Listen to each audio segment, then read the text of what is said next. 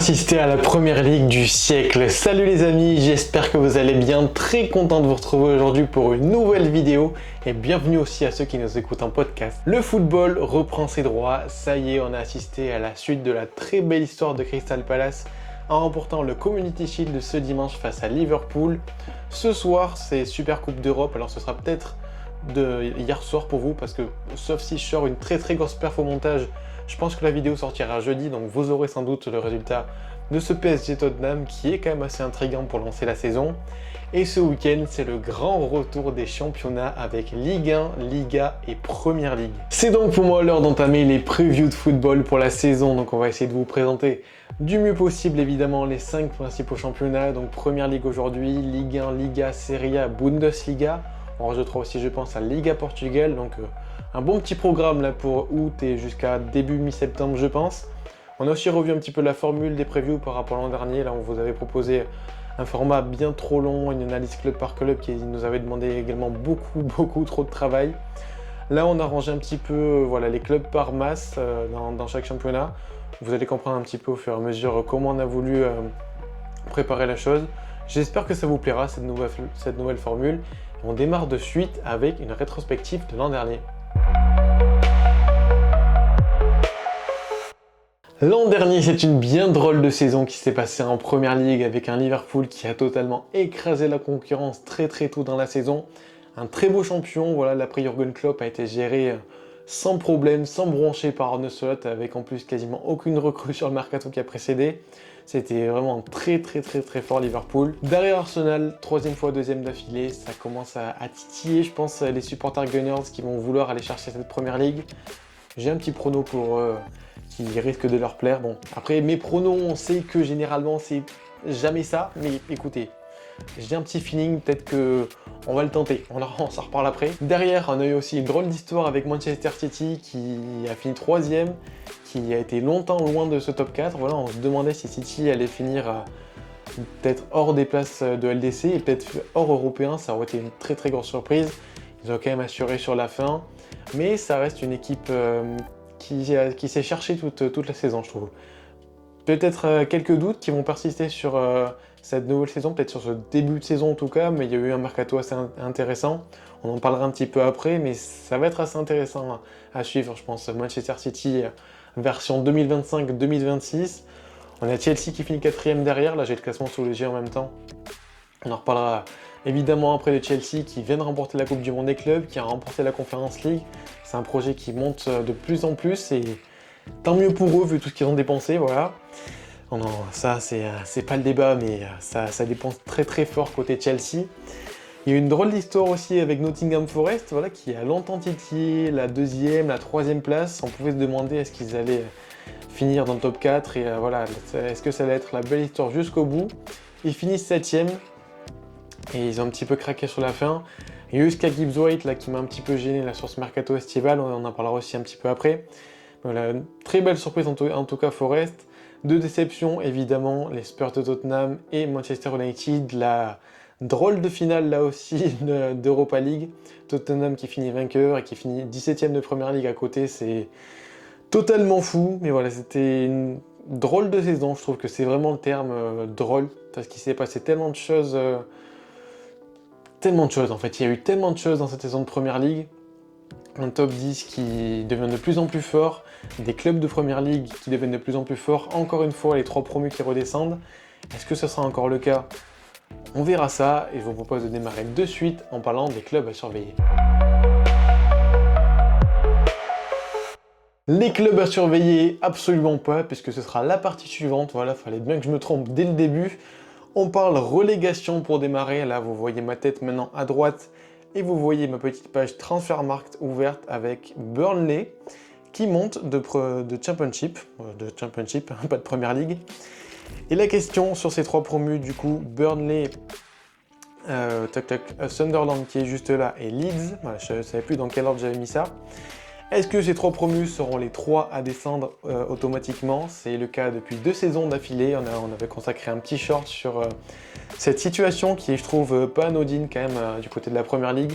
On a des clubs qui sont maintenant très forts et qui arrivent à tenir le cap malgré voilà, quelques difficultés. Je pense à West Ham juste ici, au Wolf, je sais plus du tout dans quel ordre j'ai mis mes clubs, au Wolf et du coup au West Ham qui est là, voilà. On va y arriver, hein, vous inquiétez pas, je sais de quoi je parle, hein, on dirait pas comme ça, mais le sujet est maîtrisé. Mais du coup, ouais, est-ce que ces 3 clubs de Championship vont descendre? Il y a 3 mercatos intéressants, et des clubs qui ont pas mal dépensé. Du côté de Burnley, ça a pris Dubravka, qui est qui fait partie des murs maintenant en Première Ligue, hein, on le connaît depuis très longtemps. Il y a Hartmann qui arrive de Feyenoord, qui est un très bon joueur. Ils ont pris, où est-il, Hugo Choukou également, qu'on connaissait du côté de notre Ligue 1 avant. Kyle Walker qui arrive aussi avec son expérience. Ça va être intéressant, je trouve, Walker du côté de Burnley, voir si il est vraiment totalement carbo ou s'il a encore un petit peu de gaz à donner. Devant, il y a ici Marcus Edwards, là aussi un joueur qui perfait pas mal du côté du Sporting, très bon dribbleur. 125 millions d'euros dépensés pour Burnley, c'est quand même une grosse somme. Ils ont pris également Broya. Il y a pas mal de joueurs assez sympas. Est-ce que ce sera suffisant? C'est un mercato à faire pâlir plus d'un club de Ligue 1. Tout comme celui de Sunderland, qui a fait beaucoup de bruit parce qu'il y a quand même des gros noms avec, où est-il, Renildo ici, Masuaku juste ici. Au milieu, le retour de Granit Xhaka. Je suis extrêmement curieux de revoir Xhaka en Première Ligue. Il y a aussi Enzo Lefebvre et Noah Sadiki, un petit crack de Belgique. Je vous conseille de jeter un petit œil sur lui tout au long de la saison. Et ça ferait un sacré milieu quand même, je trouve, avec Xhaka et Enzo Lefebvre. Il y a aussi Habib Diarra, j'ai oublié de le citer, mais là aussi un très gros nom. Ça fait du beau monde, hein. Ça fait du beau monde dans cet entrejeu de Sunderland, à voir comment tout ça sera animé. Mais c'est très intéressant. Devant, on a Simon Adingra, là aussi un très bon joueur. Et mon petit crack Talbi, que j'ai beaucoup aimé, je pense comme beaucoup de monde du côté de Bruges l'an dernier, qui arrive en Première Ligue. Je suis extrêmement curieux de le voir. Et ça fait vraiment un super mercato. On est à 153 millions d'euros dépensés par Sunderland, c'est vraiment une folie. Mais l'équipe est sympa, attention à la CAN aussi au passage. Voilà, je pense que pas mal de pages de foot en ont parlé, mais c'est vrai que sur la recrue, il y a beaucoup de joueurs africains. Il y a une CAN qui promet, qui promet énormément. Et ouais, peut-être que Sunderland sera un petit peu pénalisé. Côté Leeds, Lucas Perry, très bon gardien, évidemment, on sait le talent qu'il a démontré du côté de l'OL. Bijol qui arrive de l'Udinese, très bon défenseur également de Serie A. Gudmundsson qui arrive du LOSC. En prise notable, il y a Anton Stack qui arrive de Hoffenheim. Longstaff, Sean Longstaff, un des frères Longstaff qui arrive des Magpies. Et voilà, on a aussi Lucas Nmecha qui arrive. Je ne sais pas si c'est un prêt ou c'est un achat. C'est un achat, ok. Je pensais que c'était un prêt. Voilà, un mercato un peu plus light que ses confrères côté Leeds, avec seulement 85 millions d'euros dépensés. Voilà, ils sont modestes hein, du côté de Leeds. Mais il y avait un bon effectif, voilà, par exemple le Fenianto qui est toujours là, Daniel James, qui on a d'autres du côté de Leeds. Pascal Stroik, j'espère que je prononce bien, le capitaine qui est là. Il a le milieu évidemment toujours là au cage. Il y a du beau monde toujours côté Leeds. Voilà, je voulais vous présenter un petit peu les 3 promus, mais c'est plutôt intéressant, des gros mercatos. Je crois qu'il me semble que Leeds et Burnley ont fait 100 points en Première Ligue ex-aequo, de mémoire. Mais c'était en Première Ligue, j'ai encore dit Première Ligue, en Championship. Mais ouais, c'est des promus intéressants. On va voir si ce sera suffisant pour faire tomber les cadors de Première Ligue. J'ai noté 2 clubs qui... Bon, je vais pas pronostiquer une descente parce que j'avais dit Everton l'an dernier qui a fini 12 ou 13e. Je me suis bien viandé. Mais je vois quelques clubs en difficulté, à commencer par Wolverhampton qui a perdu ici Mateus Cunha et Ryan Aït-Nouri, quasiment 2 de ses meilleurs joueurs. Voilà, c'est pas anodin de les laisser aux 2 Manchester. Il y a eu quelques recrues derrière, Stranderson, option d'achat activée, Far Lopez, voilà, ça fait 2 joueurs qui arrivent de Vigo. Bon, pas eu grand chose de notable derrière. On garde son ossature avec José Sa, avec Agbadou et Mounetsi qui étaient là, qui sont arrivés du stade de Reims à l'hiver dernier. André, Joao Gomez toujours là. Voilà, à part Cunha et Aït-Nouri, il n'y a pas de grosses pertes notables, mais j'espère que ça va être bien géré pour eux. Et c'est un club qu'on voit en Première Ligue depuis très longtemps maintenant, qui flirte avec la zone rouge. C'est toujours un petit peu compliqué. Est-ce que ce sera la saison où le fil va se casser? Peut-être. Pareil pour West Ham, qui a perdu Kudus, qui a perdu Zouma Ings. Il y a aussi Antonio qui a... dans son contrat, c'est terminé. Ça fait quand même pas mal de pertes et de joueurs qui étaient là depuis quelques temps, surtout Kudus, je trouve que c'est quand même une perte compliquée, qui avait un très bon duo avec Paqueta. Derrière, ça a un petit peu recruté, il y a des recrues sympas, il y a Malik Diouf que j'aime bien qui arrive de Prague, il y a Callum Wilson qui arrive de Newcastle, qui a quand même pas mal dégraissé. Todibo, l'option d'achat a été activé. Bon, il y a quelques petites recrues par-ci par-là, mais est-ce que ce sera suffisant pour West Ham qui, je trouve, propose un niveau de jeu très peu convaincant? On verra, mais en tout cas, voilà les clubs que je peux mettre à surveiller. Et là, cette fois, je vais refaire la bourde encore une fois. C'est les clubs que je mets un ballottage défavorable pour la relégation. Et cette fois, on passe bien aux clubs à surveiller. Allez, on va aller un petit peu plus vite sur les clubs à surveiller, en commençant par Brentford. Brentford, j'aurais peut-être pu les mettre en ballottage défavorable pour la relégation. Mais je vais pas être si pessimiste que ça. Ils ont changé de coach du coup avec Case Andrews qui, il me semble, était dans le staff de Thomas Frank l'an passé, donc qui connaît plutôt bien le club. Il y a eu des pertes évidemment notables avec ce trio Mbemo, Norgard, Flecken. Une grosse perte par ligne quand même, c'est quand même assez dommageable pour eux. Quasiment 100 millions d'euros empochés derrière, donc c'est plutôt un chèque assez sympathique. Ils ont plutôt bien recruté, je trouve, c'est ce qui fait que je ne les mets pas forcément en ballottage défavorable. Il y a Kaomin Kehler qui est un très bon gardien. Il y a, où est-il Jordan Henderson ici. Il y a Milambo qui arrive de Feyenoord. Donc il y a un mercato assez sympa. Ça parle de Ouattara également, donc c'est un joueur plutôt compétitif qui a proposé de très beaux services du côté de Bournemouth, qui peut jouer un petit peu partout, qui avait ce rôle d'excellent super sub. Et peut-être qu'il pourra... peut-être qu'il pourra être titulaire du côté de Brentford, à voir s'il arrive comme vraiment remplaçant pur d'Mbemo. Donc affaire à suivre au côté Brentford. Ça reste un club à surveiller qui jouait très bien au football. J'ai oublié également Michael Kayode qui arrive de la FIO. Donc des belles recrues, certes des pertes notables, mais je pense qu'ils pourront encore proposer un football assez intéressant. Tout comme mes chouchous de Bournemouth juste ici. Là aussi des grosses pertes, des très grosses pertes, avec Zabarni, Huysen, Kerkez.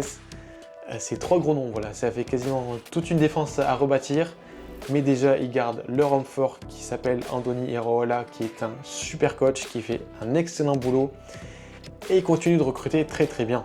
Et je vais vous montrer ça avec Petrovic, pris à Chelsea. Diakité, ça vient juste de se faire, là, il me semble, hier ou ce matin.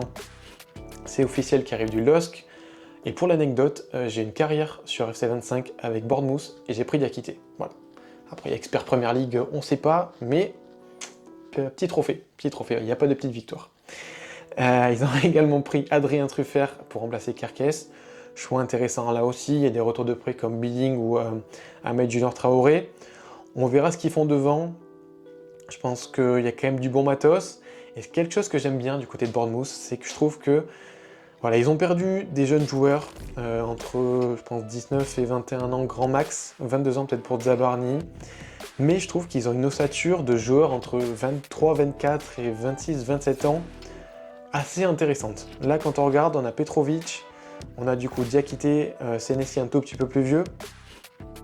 On a Truffert qui arrive avec ses 23 ans. On a au milieu Tyler Adams, Christie, Alex Scott qui est un peu jeune, Lewis Cook qui est là, Kluivert, on a Semenyo, bon, Ouattara qui est en partance, mais on a Tavernier ici, Sinistera, Evan Nilsson, Enes Unal. Je trouve qu'il y a une base intéressante pour travailler de joueurs qui commencent à avoir un petit peu d'expérience et qui sont dans la fleur de l'âge, voilà, qui sont entre 25 et 30 ans. C'est le début du prime, hein, voilà, ça commence à être assez intéressant et j'aime beaucoup cette base de travail pour Bournemouth. Donc je pense qu'ils pourront être encore un club assez intéressant. Je ne suis pas tout à fait d'accord avec les personnes pas qui descendent Bournemouth, mais qui sont trop pessimistes pour eux au vu des pertes. Je pense qu'ils peuvent bien rebondir et ça peut encore être un très bon club à suivre cette saison en Première Ligue. Un petit mot aussi sur Forest, la saison d'après, le quasi-exploit. Une très grosse saison l'an dernier de leur part. Ils ont failli perdre Morgan Gibbs-White avec un petit coup de Trafalgar de la part du président qui l'a un petit peu forcé à prolonger, je pense. Pas très fan de ses méthodes, voilà, je pense que le joueur voulait partir. Il a été excellent l'an dernier et ça aurait été un renfort vraiment sympa du côté de Tottenham. Bon, malheureusement, ce ne sera pas le cas. Tant mieux pour Forest, j'ai envie de dire, mais bon, j'aime pas vraiment ce type de mouvement, ce type de pratique. Bon, malgré tout, il y a eu un mercato sympa avec la prise de Danendoy, que j'aime beaucoup. 2 joueurs qui arrivent de Botafogo. Voilà, on se sait, hein, un millionnaire, si jamais vous regardez cette vidéo, on se sait. Pas mal de départs, avec notamment Anthony Elanga, 61 millions d'euros, très très bon chèque pris, là aussi. Et ça fait un bel effectif, encore une fois, pour Forest. Est-ce que ce sera suffisant pour réalité l'exploit de l'an dernier? Je sais pas, parce que devant, c'est très très fort. Mais je pense que comme Bournemouth, ça pourrait être assez intéressant à suivre. Côté Newcastle, du coup, Elanga est arrivé. Malik Thiaw, ça va juste de se faire. On a Ramsdale qui est arrivé également. On a parlé un petit peu déjà des joueurs qui ont dégraissé. Une équipe toujours intéressante. On va voir où le cas Isaac se termine. Je pense qu'on n'en a pas fini d'en entendre parler. Mais ça reste, je pense, une très très grosse valeur sûre en PL. Et très intrigué de suivre à nouveau une saison de Newcastle. Fulham, ça n'a absolument pas bougé. Donc voilà, une équipe qui monte en puissance. Et pour l'instant, pas grand chose à dire sur eux. Je pense que ça va être un très très fort candidat au top 10, voire au top 8. Palace, pareil, très très peu de mouvement. Eze, peut-être en partance à côté Tottenham, donc on verra ce que ça donne. Il y a eu très très peu de prises, voilà, on voit sur le bilan comptable qui est quasiment nul. Côté Brighton, un mercato un petit peu plus calme que l'an dernier. On a la prise de Boscagli, de Coppola, donc pour revigorer un petit peu cette défense. Maxime De Kuyper qui a enfin bougé, qui arrive sur le poste de latéral gauche en concurrence de Kadioglu. Pas grand chose de plus à signifier pour l'instant, voilà quelques départs. On en a parlé avec João Pedro, pas encore de João Pedro, mais Simon Adikra notamment qui est parti. Mais voilà, encore une saison je pense intéressante. Là aussi le cas Carlos Baleba partira pas. Je pense que le mercato n'est pas fini côté Brighton.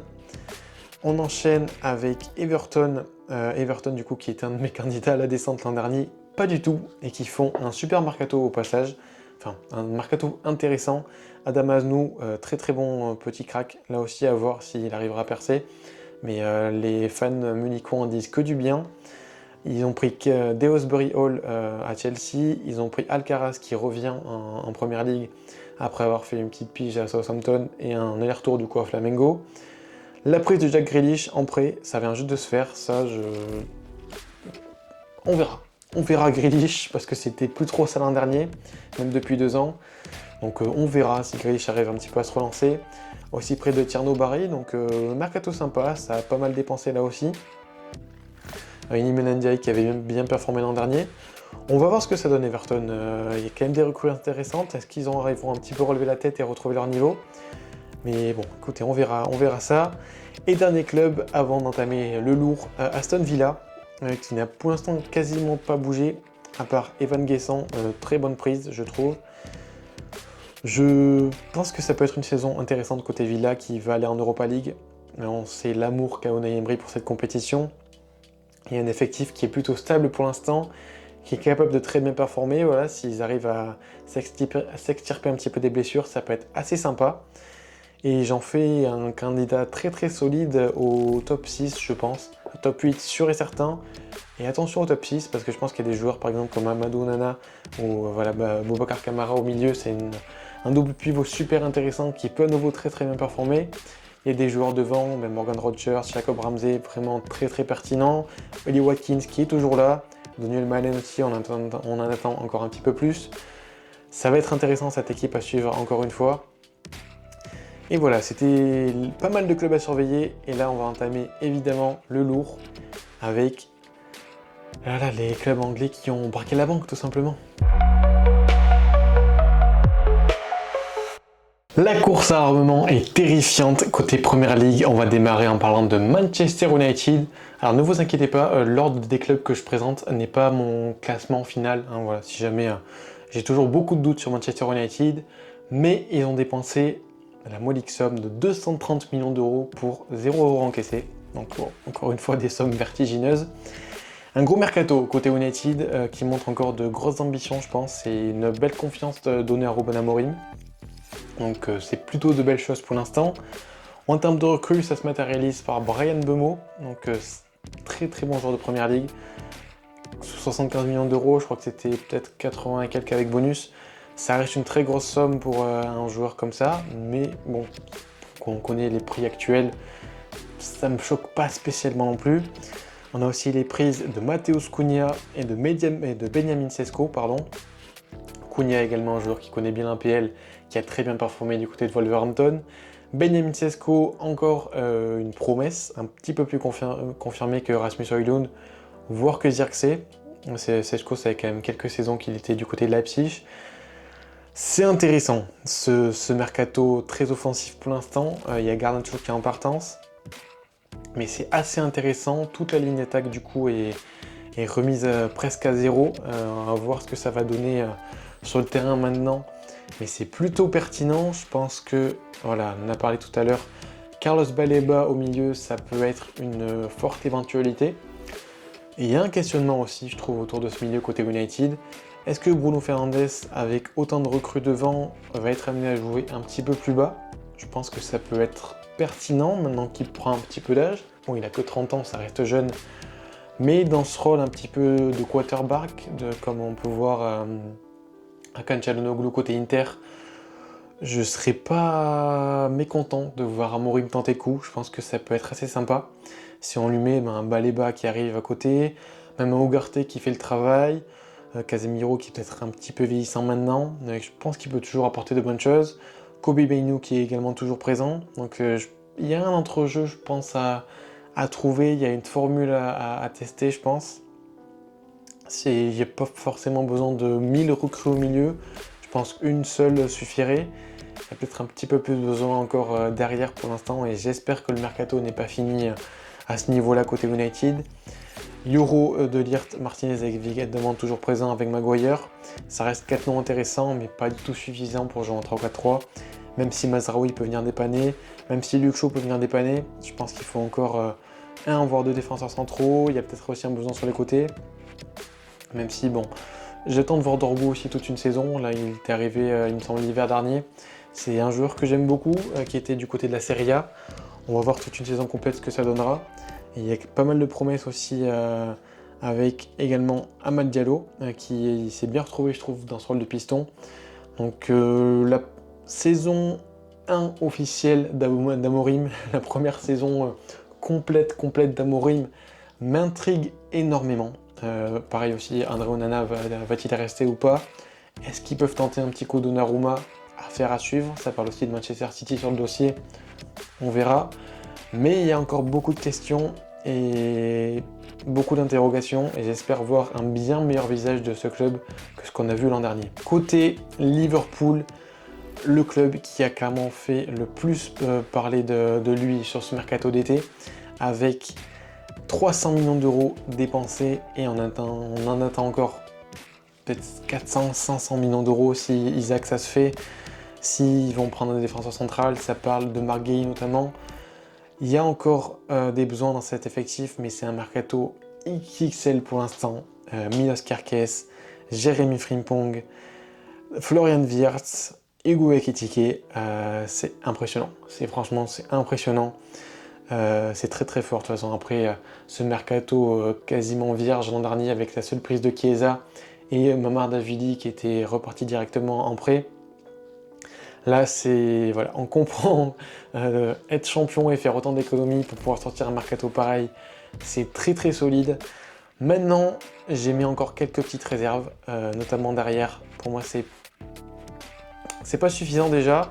Et est-ce que c'est vraiment pertinent d'avoir fait Frimpong et Kerkez, enfin notamment Frimpong que je trouve très très offensif, encore plus offensif qu'Arnold qui était déjà là et on se posait déjà des questions sur son rôle défensif. Là, tu as pris Frimpong qui est encore plus offensif, qui est limite un ailier en jeu. Donc, à voir.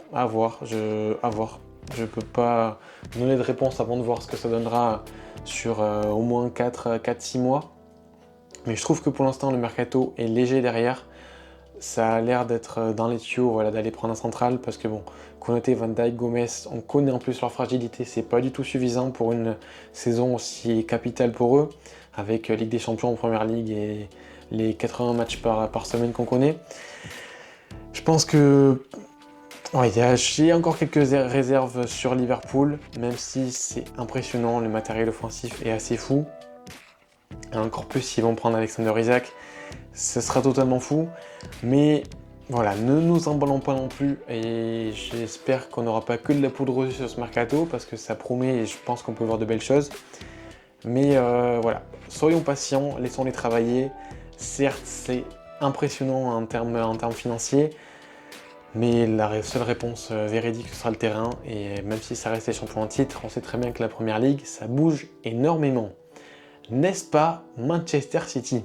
N'est-ce pas Pep Guardiola? Est-ce qu'on pouvait s'attendre à avoir une saison pareille côté City l'an dernier? Je pense pas. Et je trouve ça très intriguant de voir ce renouvellement de City.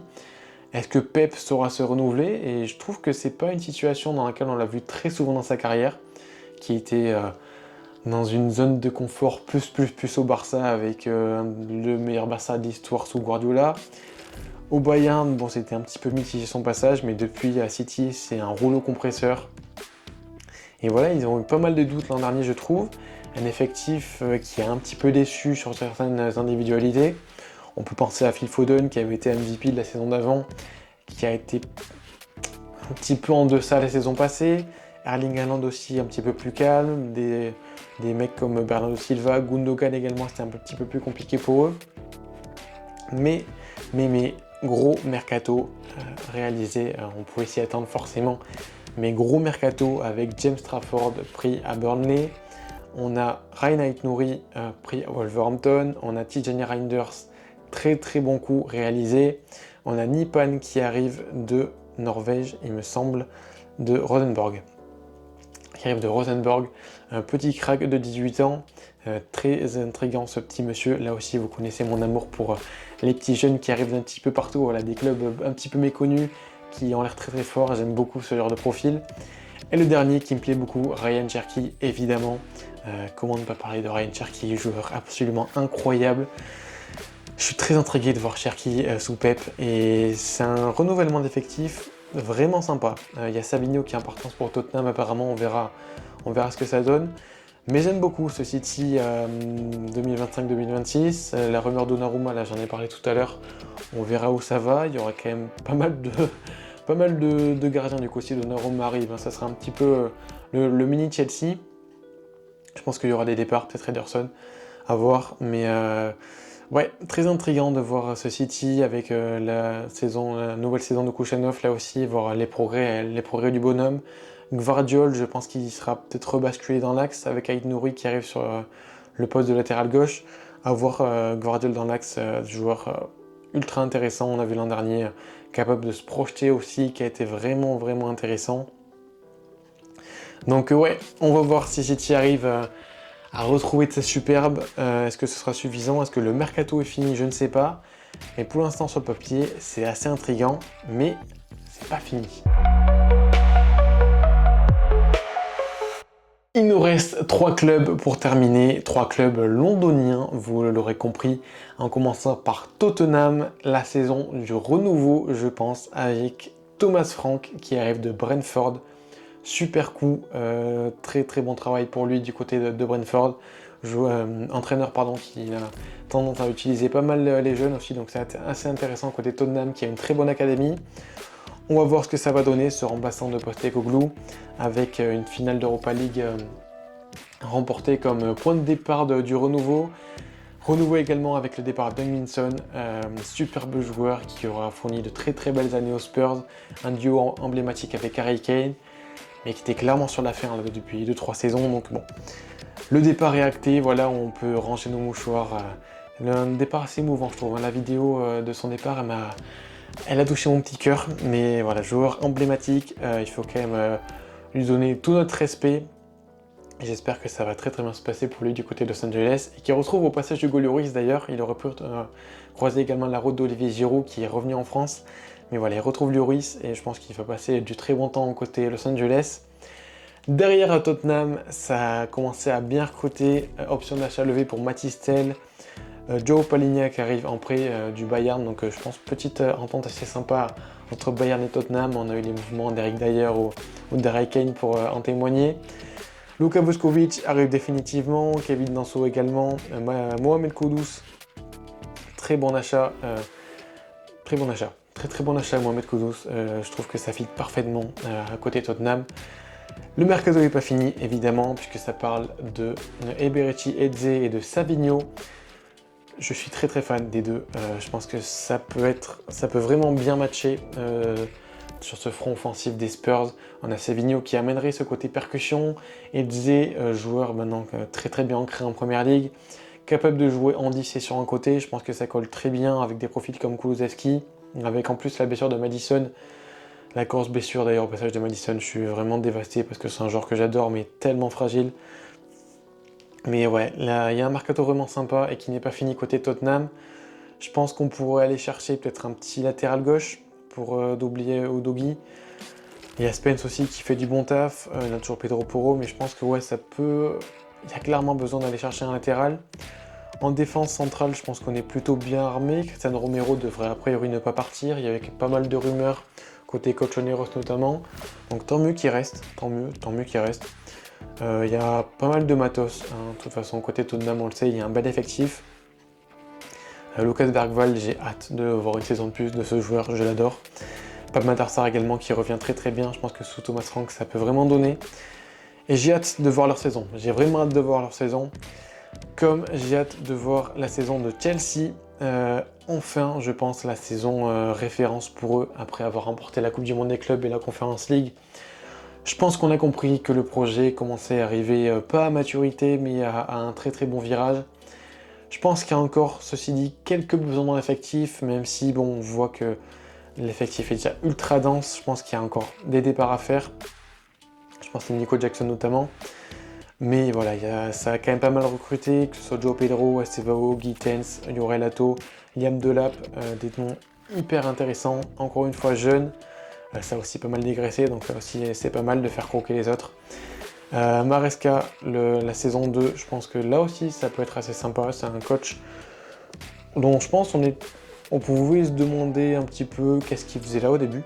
Est-ce que c'était peut-être pas un nom forcément ultra pertinent, et je pense qu'il a prouvé qu'il était très très bien pour le poste. Hein, franchement, il n'y a pas à dire, ça marche plutôt très bien pour lui. Et ouais, j'ai hâte de voir un petit peu comment il va mener tout ça. Il y a un entrejeu vraiment super intéressant, que ce soit Caicedo, Lavia, Fernandez, Palmer. Il y a du beau monde, André Santos qui arrive. Ça va être pas mal, je pense. Et ouais, on va voir un petit peu d'ici la fin du mercato comment tout ça va bouger. Je pense que peut-être encore quelques changements derrière. Là aussi, Marc Guéhi. Il y a la question où va-t-il aller? Va-t-il aller à Liverpool, peut-être à Manchester, peut-être à Chelsea? On verra s'il est amené à bouger. Mais ça va être intéressant à suivre Chelsea cette saison, je pense. Tout comme, et je termine par eux, mes favoris pour le titre, oui, Arsenal. Parce que c'est une équipe qui monte clairement en puissance depuis quelques saisons. Il y a des valeurs sûres, Saliba, Gabriel, évidemment. Calafiori qui arrive, j'espère qu'il sera un petit peu moins blessé. Jurrien Timber qui avait été gravement blessé, on s'en rappelle au début de saison, enfin la saison dernière où il était arrivé. Là, il nous a sorti une saison complète et on a compris. On a compris, gamin. Ben White, j'espère qu'il va être un petit peu moins embêté également par les blessures, mais valeur sûre. Declan Rice, Martin Odegaard, on attend un petit peu plus d'Odegaard cette saison. Saka, Kai Havertz également. Et derrière, tu viens faire Gyökeres, Victor Gyökeres, très bon choix. Madueke en double sur les côtés, très bon choix. Subimendi, Norgard au milieu, très très fort pour combler le départ de Partey, c'est très très bien. Tu viens me prendre Mosquera en doublure derrière, tu viens me prendre Kepa en doublure de Raya. On est quasi sur un mercato parfait côté Gunners, hein. Franchement là, il y a peut-être un ailier gauche à aller chercher pour concurrencer Martinelli et Trossard. Et je pense que derrière tu t'es renforcé quasiment partout. Là où il fallait, là où on attendait depuis quelques temps, notamment un 9. Victor Gyökeres, c'est un très bon choix, je pense. Et Arsenal me paraît vraiment très très fort. Il y a encore un gros montant, 224 millions qui ont été posés sur la table. Mais quand on regarde l'effectif, là ça me paraît très très fort. Il y a un projet qui arrive clairement à maturité. Et je pense qu'il est temps d'aller remporter des titres. Et pour moi, Arsenal va aller remporter la Première Ligue. C'est ma hot take de la saison. Je vois Arsenal remporter la PL. Alors, on verra d'ici la fin du mercato, ça pourra peut-être changer. Je pense qu'on sortira une petite vidéo prono, allez, début septembre après les previews. Ça pourrait être assez intéressant. On verra qui du Winamax FC ou des insiders auront la meilleure prono, parce qu'il me semble, de ce que j'ai compris, qu'ils sortiront leur prono aussi à ce moment-là. Mais voilà, pour moi, Arsenal sont les grands vainqueurs. Et pour terminer un peu plus légèrement, si je dois vous donner quelques petits pronos, je vais dire que, allez, entre Leeds, Sunderland et Burnley, il y en aura un, voire deux qui resteront en PL. Ça veut dire qu'on aura peut-être un Wolverhampton, un West Ham qui vont descendre. À voir, peut-être une autre grosse surprise, même si j'ai un peu du mal à voir ça. Un Brentford descendre, j'y crois pas trop. Et peut-être un autre club, mais je vois pas une grosse surprise, un gros club totalement s'effondrer. Il y a peut-être une question sur Palace, s'ils perdent Gay et Eze, et s'ils ont du mal à se renforcer d'ici la fin du mercato. Mais bon, pour l'instant, on peut pas savoir. Donc à l'heure d'aujourd'hui, je vois pas de grosses surprises. Je remets une petite pièce sur mon Bournemouth qui va aller chercher un top 8 parce que j'y crois. J'y crois en Bournemouth. Bon, peut-être je suis absolument pas objectif parce que c'est un club qui m'a un petit peu envoûté par son niveau de jeu. Mais allez, petite pièce sur Bournemouth qui refait top 8. Manchester United, allez, on va être sympa. Enfin la saison un peu près stable, on retrouve un petit niveau, on va aller rechercher un top 8. Et qu'est-ce que je peux vous dire de plus? Je dirais Liverpool 4ème.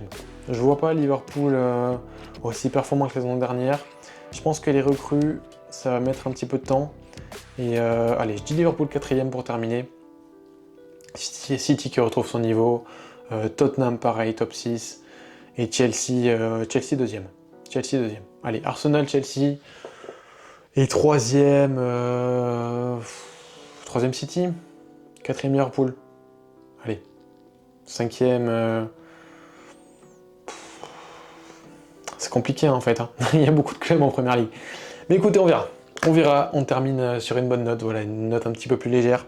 J'espère que cette preview vous aura plu. Et je vous retrouve très très vite pour parler, je pense, de la Serie A dans l'ordre. Et on fera, allez, on va dire Serie A pour continuer. Ligue 1, Liga ou Liga, Ligue 1, Bundesliga. Et peut-être que la Liga Portugal se glisser entre temps. Allez, voilà les amis, je vous laisse tranquille. Merci de m'avoir écouté et je vous dis à très très vite pour une prochaine vidéo.